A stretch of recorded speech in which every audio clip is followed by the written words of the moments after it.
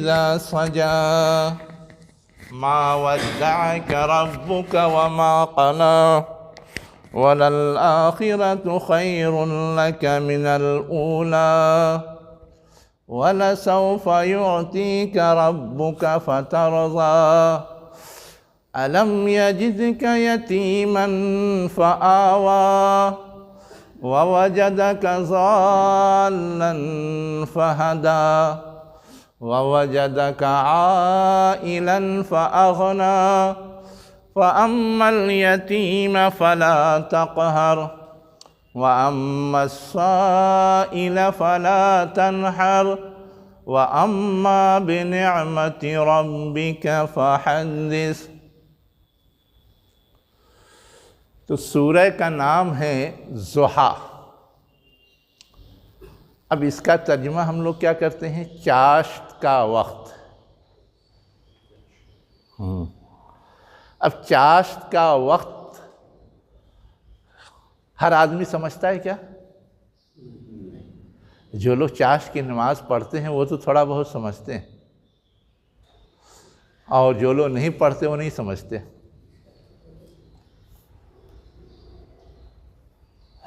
ہم لوگ جو سورج طلوع ہونے کے بعد نمازیں پڑھتے ہیں، ان نمازوں کے حوالے سے تو بہت سارے نام ہیں، جیسے اشراق کی نماز پڑھتے ہیں، اوابین کی نماز، چاشت کی نماز، جی بالکل پڑھتے ہیں، ہے اس کی فضیلت حدیث میں۔ لیکن ان میں فرق کیا ہے؟ یہ تو تین طرح کی نماز ہوگی، سب ایک ہی چیز ہے، سب تو سورج طلوع ہونے کے بعد ہی پڑھتے، یا ان میں کوئی فرق ہے؟ جی ہاں، تو کیسے وقت کی تقسیم ہوگی ان تینوں نمازوں کے لیے؟ چڑھنے کو کون کہاں تک جائے گا؟ ایک بالشت، ایک لگھا، 10 بالشت تو یہ والی نماز، 20 بالشت تو وہ والی نماز، کچھ تو کرائیٹیریا ہوگا۔ اور اسلام جو ہے وہ فطری مذہب ہے، فطرت کے لحاظ سے رہنمائی دیتا ہے، وہ گھڑی والا نہیں ہے، اس وقت گھڑی نہیں تھی۔ دیکھیے، مشرق تو بولتے ہیں پورب کو، ہے نا؟ اشراق کا مطلب ہوتا ہے پورب سے نکلنا، سورج کا نکلنا۔ سورج جب پورے طور پہ نکل جائے، نکلنا شروع ہوا تو تھوڑا سا نظر آتا ہے، آدھا نظر آتا ہے، پونا نظر آتا ہے، پورا نظر آتا ہے۔ تو جب سورج پورے طور پہ نکل جائے اس کے بعد نماز پڑھی جا سکتی ہے۔ اب ہم نے گھڑی سے ایک اندازہ لگایا کہ سورج کے پورے طور پہ نکلنے میں 14 منٹ لگتا ہے، جو عام طور سے ہے، ڈوبنے میں بھی ویسے ہی 10 سے 14 منٹ اور نکلنے میں بھی 10 سے 14 منٹ۔ تو گویا ہمیں جب سورج کی روشنی نظر آتی ہے اس کے 14 منٹ بعد ہم پڑھنا شروع کر دیتے ہیں، یا 15 منٹ بعد اشراق کا وقت ہو گیا۔ لیکن وہ چاشت کا وقت نہیں ہوتا، اشراق کا وقت ہوتا ہے۔ آپ نے اشراق کی نماز پڑھ لی، اب جب وہ روشنی سورج کی پھیلتی ہے تو پہلے پہل صرف روشنی ہوتی ہے، اس روشنی کی حرارت سے یہ زمین جو ہے وہ گرم ہونا شروع ہوتی ہے، رات کی تاریکی میں وہ ٹھنڈی پڑ جاتی ہے یا نارمل رہتی ہے، اور جب وہ روشنی پڑتی ہے تو اس نارمل کنڈیشن میں چینج آتا ہے، اس میں تپش پیدا ہوتی ہے۔ تو جب تپش پیدا ہونا شروع ہوتا ہے وہ ہے چاشت کا وقت۔ اس وقت اب اس میں کچھ گیپ ہے، یعنی سورج نکلتے ہی تپش نہیں پیدا ہو جاتی، بلکہ کم سے کم اتنی حدت ہو، اتنی گرمی پہنچے کہ وہ گرم ہونے لگے، تو یہاں سے چاشت کا وقت شروع ہوتا ہے، اس کو بولتے ہیں چاشت کا وقت۔ اور وہ حدت بڑھتے بڑھتے کہاں تک جاتی ہے؟ جب سورج نصف النہار پہ پہنچ جاتا ہے، زوال کے وقت، اس وقت تک اس کی گرمی بڑھتی رہتی ہے، یعنی سورج کی روشنی کی گرمی کیا ہوتی؟ بڑھتی رہتی ہے۔ اسی لیے چاشت کی نماز کا وقت اس تپش کے شروع ہونے سے زوال کے وقت تک ہے۔ اب زوال کا وقت جب آ جاتا ہے نصف النہار کا، اس وقت تو نماز پڑھنا ممنوع ہے۔ اس کے بعد جب ڈھلتا ہے نا، تو اب وہ ڈھلنے کے بعد اس کی حدت کم ہونا شروع ہوتی، ہم کو محسوس بعد میں ہوتا ہے، اس لیے کہ دھیرے دھیرے کوئی چیز کم ہوتی ہے، جیسے دھیرے دھیرے بڑھتی ہے، لیکن اصولی طور پہ اس کے بعد اس کی گرمی کم ہونا شروع ہو جاتی، اور مغرب کا وقت ہوتے ہوتے، عشاء کا وقت ہوتے ہوتے بالکل ختم ہو جاتا ہے۔ یہ ہے۔ تو اب چاشت کا وقت کیا ہوا؟ چاشت کا وقت ہوا جب زمین کے اندر تپش کا احساس ہونے لگے، اور یہ چیز ہر انسان محسوس کر سکتا ہے، اس کے لیے گھڑی دیکھنا ضروری نہیں، موسم کے لحاظ سے 19-20 فرق ہو سکتا ہے نا، اس فرق سے کچھ بہت زیادہ فرق نہیں پڑتا، ایک رف آئیڈیا آ گیا تو پھر آپ کرتے رہ سکتے ہیں۔ یہاں سورج اتنی دیر تک نکلا رہتا ہے، اس کے بعد تپش شروع ہو جاتی، ٹھیک ہے؟ تو ضحیٰ کا مطلب یہ ہے چاشت کا وقت۔ اب اس چاشت کے وقت میں ہوتا کیا ہے؟ روشنی کی گرمی بڑھتی ہے اور روشنی بھی بڑھتی ہے، یعنی صرف گرمی نہیں بڑھتی، روشنی بھی بڑھتی ہے نا۔ اور جب سورج بالکل سامنے آ جاتا ہے اس وقت روشنی کی کیفیت الگ ہوتی ہے، یہ ہے۔ اب یہاں چاشت لفظ بولنے سے مترجمین چاشت کا وقت بھی مراد لیتے ہیں، پورا دن بھی مراد لیتے ہیں جب تک روشنی رہتی ہے، لیکن یہ ان کے مراد لینے کا طریقہ ہے۔ معنی جو لغت کے اندر آتا ہے وہ وہی جو میں نے بتایا آپ کو، ہے نا، گرمی یا حدت یا تپش شروع ہو اور اپنے آخری حد کو پہنچ جائے، یہ جو وقت ہے یہ چاشت کا وقت ہے، یہ ہے ضحیٰ کا مطلب۔ 10 بجے کے بعد شروع ہو جاتا ہے؟ 10 نہیں، اس سے پہلے ہی شروع ہو جاتا ہے گرما میں، ہے نا۔ آج کب شروع ہوتا ہے؟ کبھی تجربہ کر کے دیکھیے نا، تھوڑا سا اصول تو جان گئے نا، تجربہ کیجئے، ہے نا۔ ایسے نہیں تجربہ ہوگا، سب سے بہتر تجربہ ہوگا یہ جو روڈ ہے نا آپ کا، ہے نا، سب سے پہلے وہ گرم ہوتا ہے، اس لیے کہ نمی تو بہت ساری یہ مٹی تو بہت ساری گرمی کو جذب کر لیتی ہے، وہاں آپ کو جلدی احساس نہیں ہوگا کہ گرم ہو گیا، لیکن پتھر، ریت اور یہ جو ڈابر ہے، یہ کب گرم ہوتا ہے وہ دیکھیے، سمجھ میں آ جائے گا کہ ہاں حدت شروع ہوئی یا نہیں ہوئی، تو وہ جلدی آپ کو محسوس ہوگا۔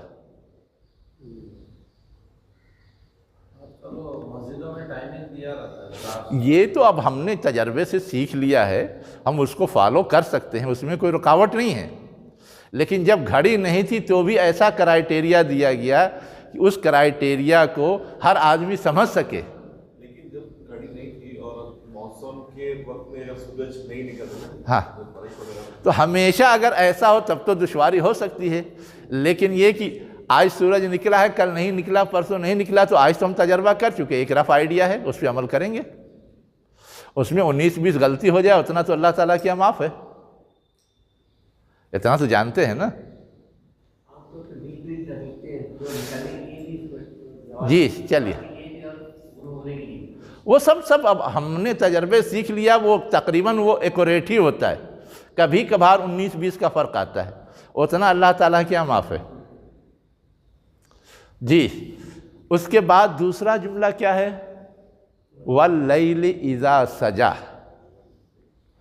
رات، اِذَا سَجَا جب چھا جائے یا جب ڈھک لے، سجا کے معنی ہے چھا جانا یا ڈھک لینا، جو ضحیٰ کا معنی ہے اسی کا جسٹ اپوزٹ ہے، یہ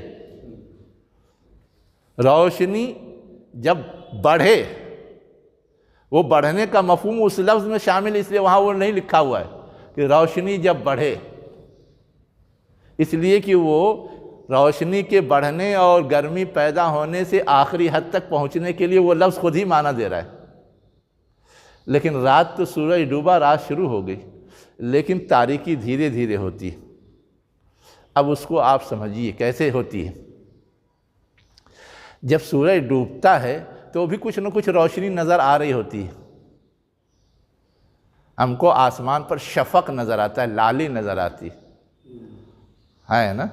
اب وہ لالی دھیرے دھیرے دھیرے دھیرے ختم ہوتی، جب پورے طور پہ ختم ہو جاتی تو گویا رات پکی ہو گئی، ورنہ اس سے پہلے تو رات کی شروعات تھی، وہ رات کچی تھی۔ وہی لالی ختم ہونا اصلاً معیار ہے مغرب کے وقت کا، یعنی رات شروع ہوئی، آپ مغرب پڑھیے اور اس وقت تک پڑھ سکتے ہیں جب تک وہ لالی نظر آ رہی ہے۔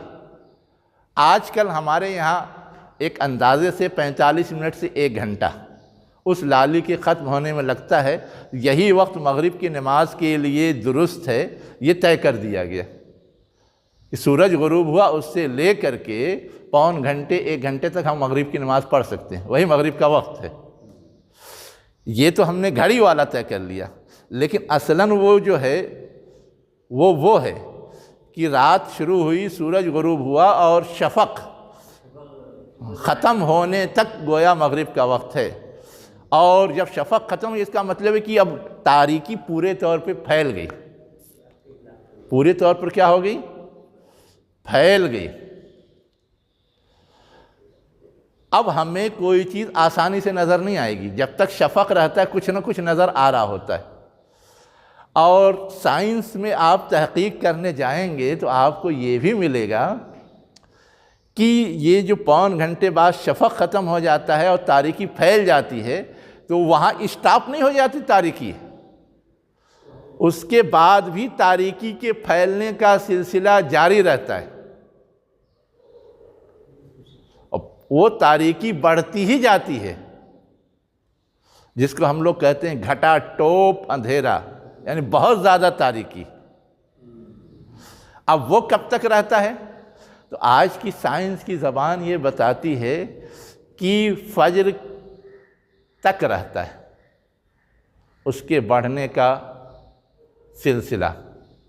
اور بعض ہمارے مسلم سائنسداں یہ کہتے ہیں کہ آدھی رات تک رہتا ہے، اسی لیے عشاء کی نماز کے لیے موضوع وقت کیا قرار دیا گیا؟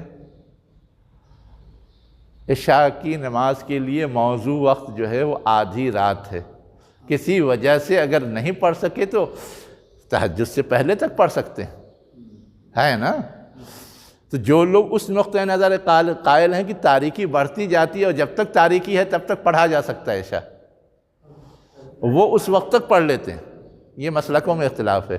اور جو کہتے ہیں کہ نہیں آدھی رات تک ہی تاریکی بڑھتی ہے، اس کے بعد تاریکی کم ہونا شروع ہو جاتی ہے، وہ یہ کہتے ہیں کہ آدھی رات تک ہی عشاء کی نماز پڑھ لینی چاہیے۔ چلیے، تو یہ ہے واللیل اذا سجا کا مطلب، رات جب کہ چھا جائے یا ڈھک لے۔ ڈھک لینے کا مطلب یہ کہ روشنی جب تک رہتی ہمیں ہر چیز نظر آ رہی ہوتی ہے، اور جیسے ہی تاریکی ہوتی ہے نظر آنا کم ہوتا ہے، اور ایک مرحلہ وہ آتا ہے کہ نظر ہی نہیں آتا۔ اس وقت ہم اپنی نظر سے ہر چیز دیکھ رہے ہیں، لیکن رات کی تاریکی پھیل جائے سامنے والی بلڈنگ ہم کو نہیں نظر آئے گی۔ بلب جل رہا ہو تو نظر آتی، لیکن اگر بلب نہیں جل رہا ہو تو کچھ بھی نہیں نظر آتا۔ چند قدم تک کچھ احساس ہوتا ہے کہ ہاں کوئی چیز ہے، اس کے آگے ہر چیز سناٹا، اندھیرا۔ اسی کیفیت کو کہا گیا اذا سجا، جب وہ چھا جائے۔ اب اس کے بعد آگے والا لفظ ہے، ابھی ہم لوگ صرف الفاظ سمجھ رہے ہیں۔ ودعا، یہ ہوا چاشت کا وقت، اور یہ ہوا چھا جانا۔ ڈھک، ہاں وہ تو واو قسم کے لیے کتنی بار آ چکا ہے، اس لیے میں وہ نہیں لکھ رہا ہوں، ٹھیک ہے۔ ما ودعک ربک. اب رمضان آ رہا ہے، یہ لیجئے، ان کو لکھنا ہوگا تو دے دیجیے. پینسل چاہیے تو پینسل، چلیے پین چاہیے تو لے سکتے ہیں. ما ودعک ربک. اب یہ ودع لفظ آپ لوگ جانتے ہیں لیکن نہیں جانتے، بڑا اہتمام کرتے ہیں. رمضان میں آخری جمعہ آتا ہے تو کیا کہتے ہیں؟ الوداعی جمعہ. الوداعی کا مطلب کیا ہوتا ہے؟ رخصت کرنا، چھوڑ دینا. تو ودع معنی ہوتا ہے چھوڑنا. ما ودع نہیں چھوڑا، ودع ماضی ہے باب فعل سے، اور ماضی سے پہلے لا آئے چاہے ما آئے نہیں کا معنی ہوتا. ما ودعک، تجھے نہیں چھوڑا ربک، تیرے رب نے. الوداع نہیں کہا، رخصت نہیں کیا، نظر انداز نہیں کیا، جو چاہیے ترجمہ کر لیجئے. تو وہ جو الوداع لفظ ہے وہی لفظ ہے یہ ودع. اس کے بعد ہے وما قلا. اب یہ قلا اردو میں نہیں استعمال ہوتا، یہ عربی ہی میں استعمال. قلا کے معنی ہوتا ہے ناراض ہونا، ناپسند کرنا، نفرت کرنا. ما قلا نہیں ناراض ہوا، نہیں ناپسند کیا، اور نہیں کیا کہتے ہیں نفرت کی. ودع چھوڑنا، قلا ناپسند کرنا، ناراض ہونا. ہو گیا. وَلَلْآخِرَةُ خَيْرٌ لَكَ مِنَ الْأُولَى. اب آخرت تو ہم لوگ بولتے رہتے ہیں. آخرت کے معنی کیا ہوتا ہے؟ بعد میں آنے والی، یہ لفظی معنی ہے. اب دنیا کی زندگی کے مقابلے میں بولیں، آخرت بعد میں آنے والی ہے، دوسری زندگی جو ہماری ہے. تو اولا سے مراد کیا لے لیں؟ دنیا کی زندگی، اور آخرت سے مراد آخرت کی زندگی. الحیات الآخرۃ خیر من الحیات الاولی، ایک تفسیر اس کی یہ. دوسری تفسیر یہ کہ بعد میں آنے والی دنیا کے اندر بھی ہو سکتی ہے. آج کے مقابلے میں کل تو آنے ہی والا ہے نا، ہے نا. ہاں، تو اب یہ کہتے ہیں کہ آخرت کا مطلب ہے کہ کل آنے والا دنیا ہی کی زندگی میں وہ بہتر ہے آج کے. آج کی حالت جو ہے اس سے بہتر کل کی حالت ہوگی. الحالت الآخرہ، بعد والی حالت، بعد والی کنڈیشن، بعد والی پوزیشن، بعد والی صورتحال ہے نا، وہ پہلے والی صورتحال سے بہتر ہوگی. حضور کو اصلاً تسلی دی گئی کہ جو تم نے مشن اپنا شروع کیا ہے، نبوت کا فریضہ انجام دینا شروع کیا ہے، تو لو تو ڈنڈا لے کے کھڑے تمہاری مخالفت میں، تمہیں جینے نہیں دینا چاہتے. لیکن اس سے پریشان ہونے کی ضرورت نہیں ہے. آج جو تمہاری کنڈیشن ہے، کل اس سے تم اچھی پوزیشن میں آ جاؤ گے. یہ گویا ایک طرح سے خوشخبری اور بشارت ہے. ویسے دنیا کی زندگی آزمائش ہے، اس آزمائش کے نتیجے میں کل والی زندگی آرام کی ہو جائے گی. اگر ہم آزمائش میں پورا اتر جاتے ہیں تو آخرت سے مراد آخرت لے تو وہ مطلب ہوگا، اور کل آنے والا لیں تو یہ مطلب ہوگا کہ آج کی جو صورتحال ہے کل کی صورتحال اس سے تمہارے حق میں بہتر ہو جائے گی. اور وہ ہوا حضور کی زندگی میں کہ جس وقت آپ نے کام شروع کیا اس وقت سے مخالفت کا سلسلہ شروع ہوا، لیکن بعد میں دھیرے دھیرے وہ کیا ہوا، آپ کامیاب ہوتے گئے، دشمن ناکام ہوتا گیا. دونوں انداز سے اس کا مفہوم بیان ہوا ہے. یہ حدیث کو یہ بھی ہے نا، مومن کے لیے 2 دن ایک جیسا نہیں ہے. ہاں، تو یہ اصل میں وہ یہ سمجھایا گیا ہے کہ مومن کے لیے 2 دن ایک جیسا نہیں، کا مطلب یہ ہے کہ مومن ایک حالت میں کبھی نہیں رہتا، وہ مستقل جد و جہد اور کوشش جاری رکھتا ہے. اس کوشش کے نتیجے میں اس کا ہر اگلا دن پچھلے دن سے بہتر ہوتا جاتا ہے. یہاں بھی جو بات بتائی گئی، جو یہاں آیا نا وَالضُّحَىٰ وَاللَّيْلِ إِذَا سَجَىٰ، تو کیا بتایا گیا کہ چاشت کا وقت بھی ٹکا نہیں رہتا، مسلسل بڑھتا رہتا ہے۔ رات بھی ٹکی نہیں رہتی، مسلسل بڑھتی رہتی ہے۔ تو وقت کا معاملہ یہ ہے کہ وہ ہمیشہ چینج ہوتا رہتا ہے، تبدیل ہوتا رہتا ہے۔ آج کسی طرح کے حالات ہیں، کل کسی طرح کے حالات ہوں گے۔ تو زمانہ جب ہر وقت تبدیل ہو رہا ہے تو اب آج کے صورتحال کو دیکھ کر کے کوئی پریشان ہو، اس کا مطلب وہ اس حقیقت کو نہیں مان رہا ہے۔ اور کوئی اگر اس حقیقت کو مان رہا ہے، اس کا مطلب آج کی صورتحال وہ پریشان نہیں ہوگا، اس لیے کہ آج کی صورتحال عارضی ہے، وہ ختم ہو جائے گی، کل نئی صورتحال پیدا ہوگی، پرسوں اور نئی صورتحال پیدا ہوگی، نرسوں اور نئی صورتحال پیدا ہوگی۔ آج اگر بری حالت ہے تو بری حالت مستقل نہیں رہے گی، کل اچھی حالت ہو سکتی ہے۔ ہاں، آج اگر تاریکی ہے تو کل بھی تاریکی رہے گی، یہ ضروری نہیں، کل روشنی بھی ہو سکتی ہے۔ تو یہی اصول سمجھایا گیا ہے کہ اس کائنات میں تم روز مشاہدہ کرتے ہو، دیکھتے ہو کہ حالت ہمیشہ یکساں نہیں رہتے، وہ تبدیل ہوتے رہتے ہیں۔ تو تمہاری حالت اگر آج پریشان کن ہے تو اس سے تمہیں پریشان ہونے کی ضرورت نہیں، کل وہ آسانی والے ہو جائیں گے، کل وہ خوشحالی والے ہو جائیں گے، کل وہ اچھے ہو جائیں گے۔ اس کو سمجھنے کے لیے جو آگے والا جملہ ہے نا، ما ودعک ربک وما قلی، اللہ نے تمہیں چھوڑ نہیں دیا، تمہیں ناپسند نہیں کیا، تم سے ناراض نہیں ہوا، یعنی تمہارے پریشانی کی حالت ہے، تم یہ محسوس کر رہے ہو کہ اللہ کی مدد نہیں آ رہی، اللہ سپورٹ نہیں کر رہا ہے، اللہ نعوذ باللہ ناراض ہو گیا ہے، تو یہ بات صحیح نہیں ہے۔ وہی کا سلسلہ ہو گیا۔ ہاں، اب بیک گراؤنڈ میں وہ چیز بیان کی جاتی ہے کہ وہی آنے میں لمبا وقفہ ہوا تو آپ کو یہ احساس ہوا کہ آخر وہی کیوں نہیں آ رہی ہے نا، آپ پریشان ہوئے، تو اس پر آپ کو تسلی دی گئی کہ وہی جب جیسی ضرورت ہوگی ویسے آئے گی، لیکن اس کا یہ مطلب نہیں کہ اللہ کا سپورٹ تمہیں حاصل نہیں، اللہ کی مدد تمہیں حاصل نہیں، ایسا نہیں ہے نا۔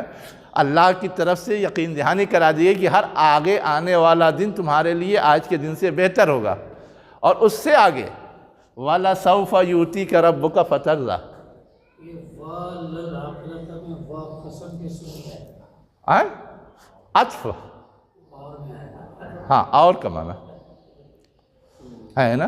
اور یہ جو لام ہے، یہ لام تاکید کا کہلاتا ہے، واو مانے اور عطف، اور لام جو ہے زور دینے کے لیے کہ ہر آنے والا دوسرا دن لازمی طور پر بہتر ہوگا تمہارے لیے پہلے والے دن سے۔ ویسے یہاں بھی لا سوف، یہ بھی تاکید کے لیے، ضرور ان قریب، وہ یعنی اللہ تعالیٰ، آتا یوتی مانے کیا ہوتا ہے؟ دینا، اِنَّا أَعْطَيْنَاكَ الْكَوْثَرَ ہم لوگ پڑھ کے آئیں، ایتا مانے کیا ہوتا ہے؟ دینا، وہ بھی کیسا دینا؟ بدلے والا نہیں، بخشش والا، ہدیے والا، تحفے والا، جو بدلہ نہیں ہوتا، اجر نہیں ہوتا، مزدوری نہیں ہوتی، محنتانہ نہیں ہوتا، انعام ہوتا ہے۔ تو اور وہ یعنی اللہ تعالیٰ دے گا تم کو۔ اب یہاں پہ آگے لکھ دیا رب کا، تیرا رب دے گا، فَتَرْضَىٰ، بس تم خوش ہو جاؤ گے۔ آج تو پریشان ہو، لیکن سختی کے بعد عیش کا امیدوار رہ، وہ ہے، بس تم خوش ہو جاؤ گے۔ اتنا دے گا اللہ تعالیٰ، کہنے کا مطلب یہ، تھوڑا بہت بھی دے سکتا ہے، لیکن تھوڑے بہت سے کون خوش ہوتا ہے؟ زیادہ دے گا۔ اب کیا کیا دے گا، کیسے دے گا، وہ تو وقت بتائے گا، آگے کی صورتحال کیا پیش آئے گی، لیکن دیتا ہے اللہ تعالیٰ اور تم اچھے پوزیشن میں آ جاتے ہو، اس کا پروف موجود ہے، اس کی دلیل موجود ہے۔ دلیل کے طور پہ 3 چیزیں گنا دی گئی ہیں جو ماضی میں ہو چکا ہے، کہ ماضی میں جب تمہارے ساتھ ایسا ہو چکا تو مستقبل میں بھی ہوگا، تم کیوں پریشان ہوتے ہو؟ ماضی میں کیا ہوا تھا حضور کے ساتھ؟ نبی بننے سے پہلے آپ یتیم پیدا ہوئے، ہے نا۔ اب یتیم کا کوئی پرسان حال نہیں ہوتا، لیکن اللہ تعالیٰ نے آپ کے لیے پورا انتظام کر دیا، چاہے دادا، چاہے چاچا، جس نے بھی کیا نا۔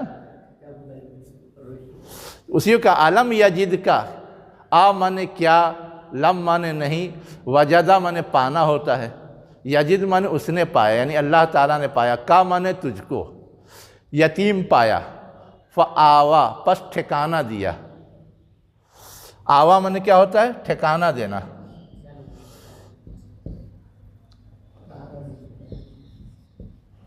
اب ٹھکانہ دینے کا مطلب کیا ہے؟ دادا کو توفیق دی کہ وہ پالن پوشن کریں، چچا کو توفیق دی کہ وہ پالن پوشن کریں، اپنے پاس رکھیں۔ وَوَجَدَكَ ضَالًّا فَهَدَىٰ، دوسری بات کیا بتائی؟ اللہ تعالیٰ نے تم کو کیا پایا؟ ضال۔ اب ضال کے معنی گمراہ کہیں گے تو نبی گمراہ ہوتا ہے کیا؟ ایک سوال ہے۔ نبیوں کی زندگی تو پہلے دن سے ایسی رہتی ہے کہ لوگ یہ سمجھتے ہیں کہ ہاں یہ ٹھیک ٹھاک ہے۔ حضور کی بھی پہلے کی زندگی وہاں کے عام معاشرے کے لحاظ سے تو نہیں تھی، سب ناچ گانا کرتے تھے، آپ تو نہیں کرتے تھے، سب شراب پیتے تھے، آپ تو نہیں پیتے تھے، بلکہ بھٹکے سے بھولے سے ایک مرتبہ ناچ گانے کی محفل میں پہنچ بھی گئے تو نیند طاری ہو گئی، سو گئے۔ تو ضال کا مطلب کیا ہے؟ اب ضال کا مطلب لوگ کرتے تو ہیں گمراہ ہے نا، گمراہ کا مطلب غلط راستہ پا جانا، غلط راستے پہ چلے جانا۔ یہ اصل میں آخری مرحلہ ہے، ایک ابتدائی مرحلہ ہے کہ راستہ معلوم ہی نہ ہو۔ اب راستہ معلوم ہی نہیں ہے تو اس کو بھی ضال کہا جاتا ہے۔ تو اب اس کا جو معقول ترجمہ ہے وہ ناواقف راہ، راستے کو نہ جاننے والے تھے۔ فہدا پس اللہ نے راستے کی طرف رہنمائی کی۔ یہ بات تو تھی کہ دنیا میں کیسے زندگی گزاریں، صحیح طریقہ کیا ہو سکتا ہے، صحیح راستہ کیا ہو سکتا ہے، یہ آپ کو نہیں معلوم تھا، ساری تعلیمات بگڑ چکی تھیں۔ اسی کی تلاش میں تو آپ پریشان تھے اور اسی کے لیے آپ غار حرا میں جایا کرتے تھے۔ پھر اللہ نے وحی نازل کی، صحیح راستے کی رہنمائی کی، اس پہ آپ خود بھی چل پڑے اور دنیا کو بھی لانے کی کوشش شروع کر دی۔ تو اس کا جو معقول ترجمہ ہے وہ ہے ناواقف راہ، جو فرسٹ اسٹیج ہے، اور گمراہی کیا ہے؟ لاسٹ اسٹیج ہے۔ تو نبی لاسٹ اسٹیج تک نہیں پہنچتے، فرسٹ اسٹیج تک ہو سکتے ہیں جب تک ان کو واقعی اللہ کی طرف سے صحیح راستے کی نشاندہی نہ کر دی جائے۔ ناواقف راہ ہو سکتے ہیں لیکن غلط راہ پہ چلے جائیں، زناکاری کرنے لگیں، شراب پینے لگیں، یہ نہیں ہو سکتا۔ تو ضال کا ایک معنی وہ ہے، دوسرا معنی یہ ناواقف راہ۔ ہاں اور ظالم، اس میں کچھ فرق؟ کیا؟ ظالم جو تو صرف فاتحہ کو پڑھتے ہیں، ہاں اس میں گمراہ کا ترجمہ کیا ہے؟ تو اس میں سیدھا بالکل یہ ضال لفظ آپ سمجھ رہے ہیں، اسی کی جمع وہ ہے۔ جیسے ہم کیا بولتے ہیں، مسلم کی مسلمونہ، تو ضال کی ضالونہ، لیکن جب وہ نسب کی حالت میں آتا ہے تو مسلمینہ بولتے ہیں، مومنینہ بولتے ہیں، ہے تو مومنون۔ تو جہاں سبجیکٹ کی جگہ پہ آتا ہے وہاں مومنونہ بولتے ہیں، جہاں آبجیکٹ کی جگہ پہ آتا ہے وہاں مومنینہ بولتے ہیں، یا حرف جر کے بعد آتا ہے تو مومنینہ بولتے ہیں۔ تو وہاں بھی ضالین جو ہے وہ حرف جر کی جگہ پر ہے، غیر المغضوب علیہم، اسی مغضوب پر غیر مضاف ہے، مغضوب مضاف الیہ ہے، تو وہ مجرور ہوتا ہے۔ اسی لحاظ سے ضالین بھی کیا ہے؟ مجرور ہے۔ تو ظالم ورنہ اصلاً وہ ضالون ہے، اسی کی جمع واو نو کے ساتھ، لیکن آبجیکٹ کی جگہ آتا ہے تو وہ یا نو ہو جاتا ہے۔ یہ سب ہم لوگ گرامر میں پڑھ چکے ہیں، اس لیے میں وہ وضاحت نہیں کر رہا تھا۔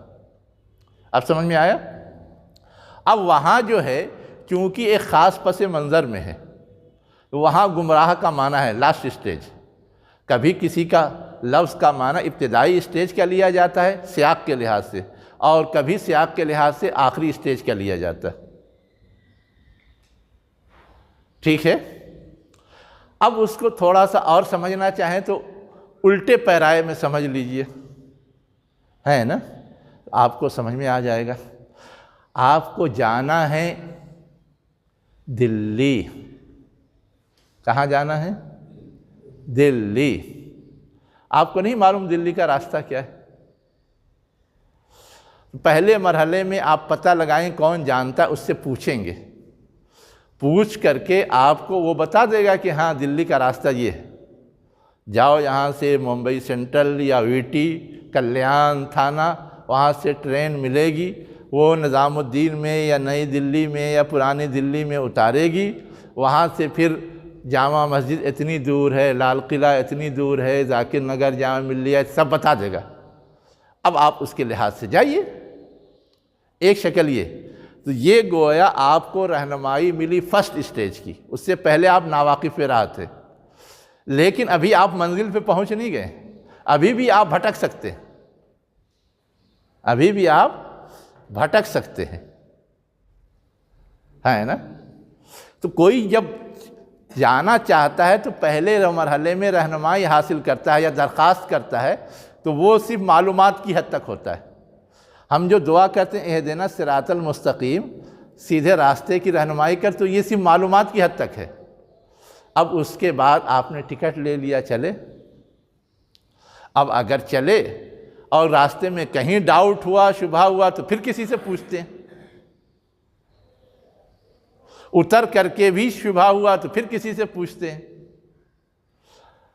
اب پہنچ گئے تو گویا آپ پہنچ گئے منزل تک. ایک شکل تو یہ ہے کہ آپ اکیلے نکل گئے، اور ایک شکل یہ ہے کہ آپ نے کسی ایسے کو ساتھ لے لیا جو کہ پہلے جا چکا ہے نا، اور اس کے ساتھ سفر کیا. تو اب آپ کو راستے میں کہیں پوچھنے کی ضرورت ہے؟ بس جس کو آپ نے ساتھ لیا اس کے ساتھ چلے جائیں گے آنکھ بند کر کے، وہ پہنچا دے گا جہاں جانا ہے آپ کو، وہ جا چکا ہے. تو اب ہے یہ کہ قرآن کی شکل میں رہنمائی آ گئی، جیسے کسی جانکار سے ہم نے پوچھ لیا، لیکن اب حضور نے پریکٹیکل کر کے دکھایا، کا مطلب انگلی پکڑ کر کے منزل تک پہنچا دیا. تو اب یہ جو منزل تک انگلی پکڑ کے لے جانے والی بات ہے، یہ بھی ہدایت ہے، یہ بھی رہنمائی ہے. تو اب رہنمائی مکمل ہو رہی ہے، وہ لاسٹ اسٹیج. ایک فرسٹ اسٹیج ہے صرف انفارمیشن، اور ایک لاسٹ اسٹیج ہے کہ انگلی پکڑ کر کے آپ کو آخری منزل تک کوئی لے جائے. عمل تو وہ کام نبی کرتا ہے. اصولی اور معلوماتی انفارمیشن تو وحی الہی سے مل جاتی ہے، لیکن انگلی پکڑ کر کے منزل تک پہنچانے کا کام کیا ہے؟ وہ نبی کرتا ہے. تو اب جا کر کے آپ کی ہدایت مکمل ہوئی. تو ایک ہدایت کا اسٹیج وہ ہے، اور دوسرا اسٹیج وہ پہلا والا انفارمیشن کا.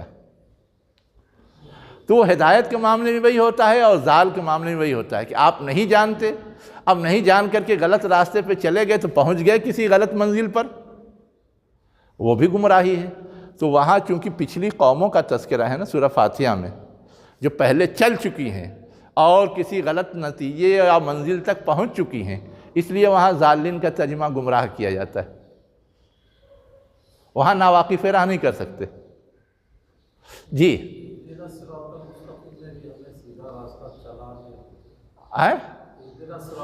ہاں، تو چلا کا ترجمہ وہ لوگ کرتے ہیں جو یہ مفہوم سمجھانا چاہتے ہیں کسی بتا مت دے، انگلی پکڑ کے وہاں تک لے چل، جو میں نے ابھی بتایا. تو گویا ہم پوری ہدایت طلب کر رہے ہیں آخری منزل تک کی، صرف انفارمیشن کی نہیں. وہ لوگ ترجمہ اس مفہوم کو ادا کرنے کے لیے سیدھے راستے پر چلا ترجمہ کرتے ہیں. جی تو یہاں تک سمجھ میں آیا؟ وَوَجَدَكَ ضَالًّا فَهَدَىٰ. اب ضالن کا ترجمہ کیا لکھیں گے؟ ناواقف راہ. اور پرانی اردو میں فارسی آمیز جو تھی ہے نا، وہ لوگ ترجمہ کرتے ہیں گمشدہ، ہے نا، گمشدہ یعنی راستہ غائب ہو گیا ہے، نہیں معلوم ہے. چلیے وَوَجَدَكَ عَائِلًا، اور تجھے پایا عائل. اب یہ عائل لفظ بھی ہم لوگ جانتے ہیں لیکن نہیں جانتے. کسی سے خیریت پوچھنی ہوتی ہے تو کیا کہتے ہیں؟ اہل و عیال کیسے ہیں پوچھتے ہیں. اہل کے معنی بیوی اور عیال کا مطلب کیا لیتے ہیں؟ بچے ہے نا. اب بچے کو عیال کیوں کہتے ہیں؟ اس لیے کہ جب تک وہ بچے ہیں وہ محتاج ہیں اور وہ منحصر ہیں ہم پر، ہم ان کی ساری ضرورت پوری کرتے ہیں. تو جو اپنی ضرورتوں کی تکمیل کے لیے محتاج ہو، دوسروں پر ڈیپینڈ ہو، جسے ڈیپینڈنٹ کہتے ہیں، وہ ہے عائل. عیال جو ہے وہ لفظ بھی اسی مفہوم کو ادا کرنے کے لیے آتا ہے اور عائل لفظ بھی اسی مفہوم کو ادا کرنے کے لیے آتا ہے. تو عائل کا مطلب ڈیپینڈنٹ. آپ یتیم تھے نا، ماں باپ نہیں تھے، آپ کی ضرورت کو پورا کرنے والا کوئی نہیں تھا، تو سرپرستی کے لیے اللہ تعالیٰ نے دادا کو کھڑا کیا، چچا کو کھڑا کیا ہے نا. اور چچا کا بھی انتقال ہو گیا تو ایک نئی صورتحال پیدا کر دی اللہ تعالیٰ نے. ایسی بیوی دے دی جو مالدار تھی. تو جو مجبوری کی پریشانیاں تھیں ان پریشانیوں کو اللہ تعالیٰ نے حل کیا. اسی کو اللہ تعالیٰ کہہ رہا ہے کہ اللہ تعالیٰ نے تم کو عائل، ڈیپینڈنٹ پایا، اپنے پیروں پہ کھڑے نہیں تھے، کوئی سپورٹ دینے والا نہیں تھا. فَأَغْنَا پس بے نیاز کیا، یعنی سپورٹ پیدا کیا. منحصر،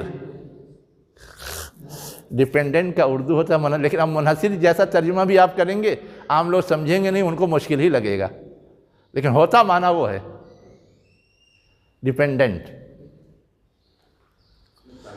اور اغنا معنی مالدار بنانا، یعنی اب آپ ڈیپینڈنٹ نہیں رہے، اللہ تعالیٰ نے صورتحال یا وسائل ایسے فراہم کر دیے آپ کی ضرورت پوری ہونے لگی. بے نیاز کر دیا مطلب یہ کہ اب آپ محتاج نہیں رہے، ایسا سپورٹ کھڑا کر دیا کہ آپ کی ضرورتیں پوری ہوتی رہیں. تو اب یہ تین چیزیں اللہ تعالیٰ نے گنائی کہ آج نبوت کا فریضہ یا مشن انجام دینے میں تم کو پریشانی آ رہی ہے، تم پریشان ہو رہے ہو اور اللہ تعالیٰ سے نا امید ہو رہے ہو، کیا ہوگا آگے. یہ تمہارا پریشان ہونا صحیح نہیں ہے. ماضی میں تمہارے ساتھ تو یہ سب ہو چکا ہے. پریشانی کی حالت تھی جب یتیم تھے، پریشانی کی حالت تھی جب تم محتاج تھے، پریشانی کی حالت تھی جب تم کو صحیح راستہ نہیں معلوم تھا، لیکن اللہ تعالیٰ نے وہ سب ختم کیا، وہ سب سنبھالا، وہ سب کنٹرول کیا. تو آج جو تمہیں نبوت کا فریضہ انجام دینے میں پریشانی آ رہی ہے، مخالفت کا سامنا کرنا پڑ رہا ہے، اللہ تعالیٰ اس میں بھی سنبھالے گا، مدد کرے گا.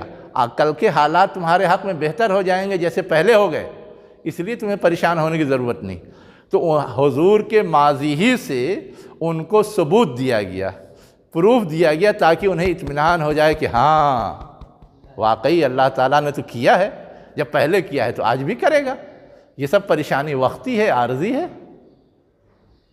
سمجھ میں آیا؟ جی ہاں ہاں عین یا. اصل میں آدھا سبق ابھی یاد ہے، آدھا بھول گئے.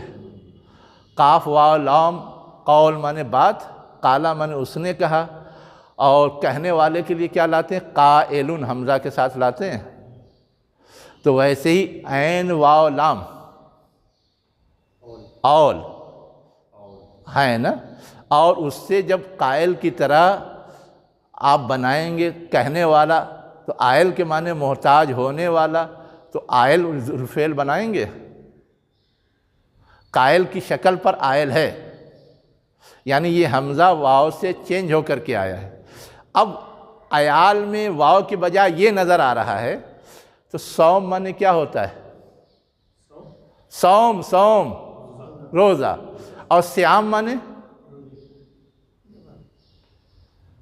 ماہ صیام آیا، صیام معنی کیا ہوتا ہے؟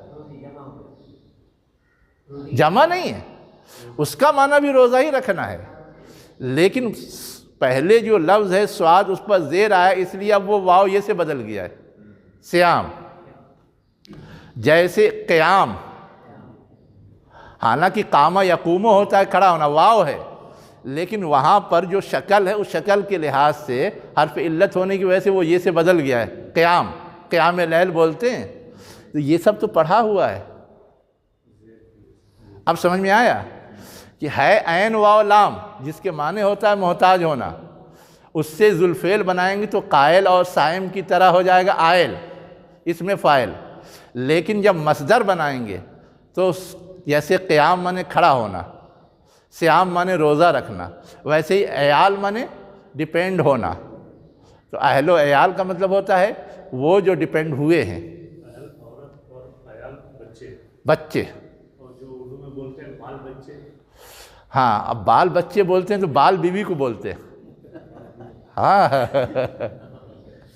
اور بچے بچے ہیں، جہاں بال بچے بولتے ہیں وہاں بال سے مراد بیوی ہوتی ہے۔ ہاں آلو، اولاد کے معنی میں آتا ہے آل،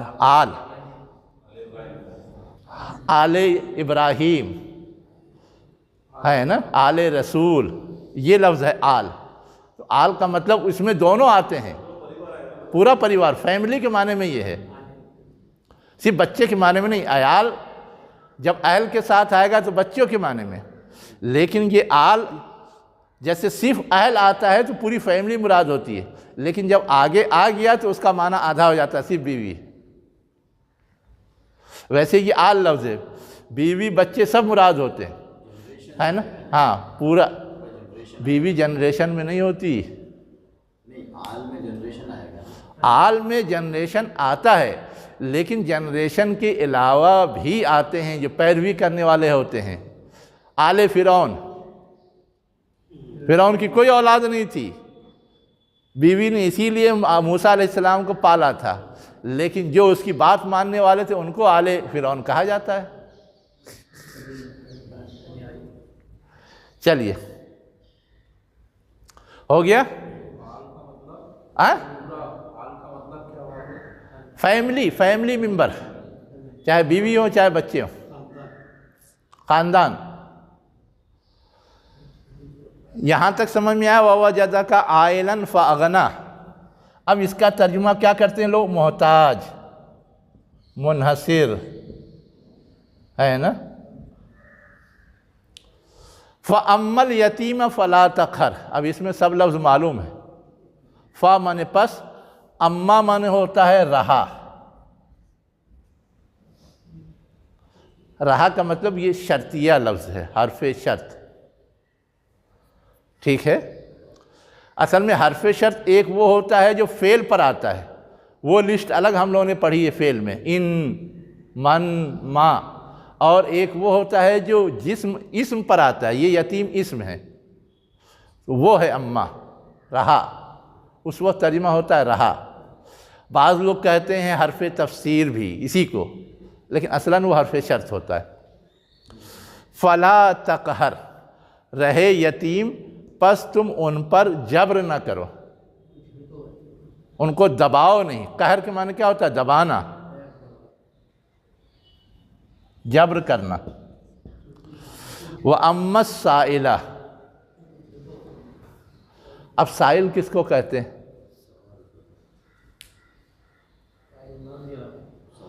مانگنے والا، یقیناً مانگنے والا ہوتا ہے۔ بھکاری، لیکن یہی ایک معنی تو نہیں ہوتا، ہم لوگ تو ایک دوسرے سے پوچھتے ہیں تو بھی کہتے ہیں سوال، اور کوئی پوچھتا ہے اس کو بولتے ہیں سائل، اور قرآن میں بھی آیا ہے فَاسْأَلُوا أَهْلَ الذِّكْرِ إِن كُنتُمْ لَا تَعْلَمُونَ، آیا کہیں اہل ذکر سے پوچھو، تو وہاں پہ کیا بھیک مانگو؟ سالہ کے معنی پوچھنا بھی آتا ہے، تو ایک معنی ہے مانگنے والا، دوسرا معنی ہے پوچھنے والا، دونوں معنی ہو سکتا ہے۔ پس تم مانگنے والے کو نہ ڈانٹو جو بھیک مانگے، ضرورت مند آئے، اور کوئی پوچھنے آئے یعنی نہیں جانتا ہے، علم اور جانکاری حاصل کرنا چاہتا ہے، اس کو بھی نہیں ڈانٹو۔ استاذ کو بھی نہیں ڈانٹنا چاہیے نا، तो नहीं, स्टूडेंट्स को। तो स्टूडेंट्स ही को कहा जा रहा नहीं डांटो ना, तो डांटने काम कौन करेगा? उस्ताद ही ना। तो उस्ताद को गोया हुक्म दिया गया मत डांटो, बगैर डांटे पढ़ाओ। आज का जो फ़लसफ़ा है, बगैर मारे तालीम होनी चाहिए। कुरान से दलील मौजूद है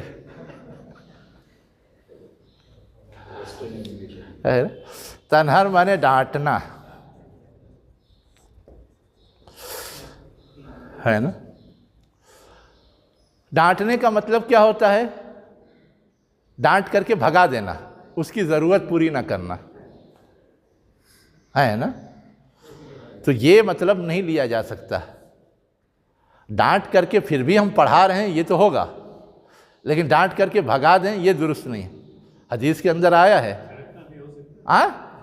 झिड़कना भी हो सकता है।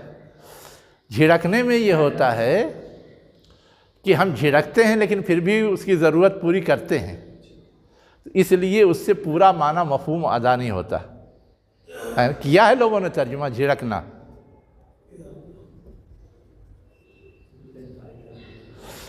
अब जैसे आप बीवी से नाराज़ होते हैं तो झिड़कते हैं या नहीं? लेकिन निकाल के बाहर कर देते हैं, उसकी ज़रूरत पूरी नहीं करते, खाना पानी सब बंद, बस तंबीह के लिए एक बात होती। तो यहाँ उससे तो नहीं रोका गया है कि तंबीह नहीं की जाएगी। बीवी को तंबीह करने के लिए तो मारने तक की इजाज़त है। रोका इससे गया है कि उसको महरूम नहीं करना है। कोई मांगने के लिए आया है तो उसको कुछ ना कुछ दे दो, उसकी ज़रूरत पूरी हो जाए। कोई इल्म हासिल करने के लिए आया, उसे बता दो। और हदीस के अंदर तो यहाँ तक है कि अगर किसी को इल्म है, किसी ने अगर उससे इल्म पूछा और वो नहीं बताए तो उसको आग की लगाम पहनाई जाएगी क़यामत के दिन। ये तो हदीस में है। अब नहीं बताएगा, भगा देगा तो उसको तो सज़ा मिलेगी अल्लाह ताला के यहाँ तक समझ में आया? अब उसके बाद है वह अम्मा बिनिअमति रब्बिका फहद्दिस। अम्मा माने पढ़ चुके, रहा। नेमत माने क्या होता है? आ चुका है पहले। कहाँ आया है, याद है? बताइए। नेमत माने खुशहाली। अच्छा। सुम्मा लतुसअलुन्ना यौमइज़िन अनिन नईम, कहीं आया है? सूरह तकासुर की आखिरी आयत है। नईम जमा है नेमत की। हाँ। अब नेमत के माने आते हैं हर वो चीज़ जो आपको साजगार हो, आपको फ़ायदा पहुँचाए, आपके लिए नफ़ा बख्श हो। हर वो चीज़ वो नेमत कहलाती है। अब चाहे वो पानी हो, चाहे वो खाना हो, चाहे वो सेहत हो, चाहे वो इल्म हो, चाहे वो दौलत हो, कुछ भी हो, हर चीज़ पर नेमत का इतलाक़ होगा। अच्छा, अब यहाँ क्या? बस तेरे रब की नेमत उसे क्या करो? बयान करो। हदीस माने बात होता है, हदसा माने बात को ज़ाहिर करना, बात को बयान करना, बात को पेश करना, है ना। तो हदीस माने इजहार करो, बयान करो।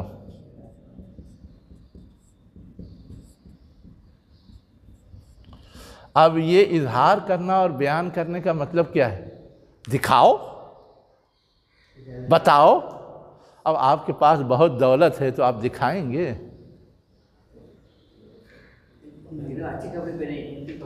हाँ, तो उसका ये मतलब नहीं है कि नुमाइश करो। ये मतलब ज़रूर है कि अल्लाह ने दिया है तो उसका इस्तेमाल होना चाहिए। कंजूस और बकील की तरह सैंत करके नहीं रख देना चाहिए। अब इस्तेमाल जब करेंगे, इस्तेमाल कैसे होगा? आप अच्छा खाइए, हो गया इस्तेमाल। आप अच्छा पहनिए, हो गया इस्तेमाल। आप दूसरों को भी दीजिए, हो गया इस्तेमाल। ये है मतलब। ये मतलब नहीं है کہ لوگوں کو دکھا کر کے للچائیں، دیکھو میرے پاس ایسا اتنا ہے، تمہارے پاس نہیں ہے، یہ غلط ہے۔ لیکن یہ کہ اللہ نے دیا ہے پھر بھی ہم اس کو استعمال نہ کریں، سینت کے رکھ دیں بخیل کنجوس کی طرح، تو وہ بھی غلط ہے۔ پھر اللہ تعالیٰ کی نعمت کی قدردانی نہیں کی آپ نے، یہ مطلب ہے اس کا۔ اب یہاں پر اللہ تعالیٰ نے نبی کریم صلی اللہ علیہ وسلم کو کیا دیا تھا جس کے اظہار کی بات کہی گئی؟ سب سے بڑی نعمت تو ہدایت دی تھی، اس کے اظہار کا مطلب وہ لوگوں کو بتاؤ۔ ویسے ہی حضرت خدیجہ سے شادی ہونے کے بعد آپ کے پاس مال بھی بہت آ گیا تھا، اس کے اظہار کا مطلب کہ اس کو خرچ کرو۔ ویسے ہی آپ پریشان حال تھے، یتیم پیدا ہوئے تھے، ہے نا، اللہ تعالیٰ نے آپ کو صحیح انداز سے پروان چڑھنے کی سہولیات فراہم کی۔ اب جس نے بھی یہ سہولت فراہم کی اس کے شکر گزار بنو، اس کا شکریہ بجا لاؤ۔ ہم پر کوئی اگر بخشش کرے، انعام دے یا نوازے یا کوئی ہمارے کام آ جائے تو اس کا شکریہ ادا